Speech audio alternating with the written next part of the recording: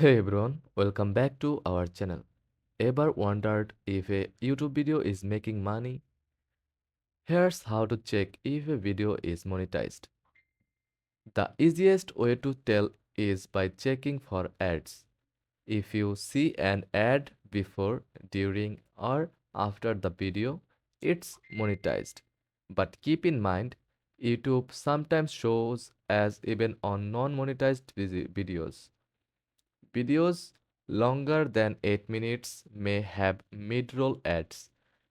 Look for yellow markers on the process bar.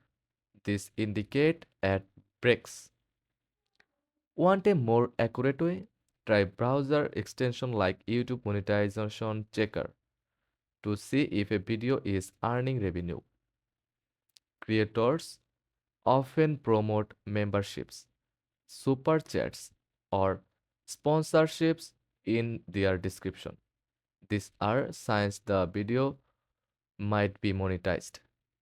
If the channel has a join button for memberships, it's part of the YouTube partner program, meaning their videos are likely monetized.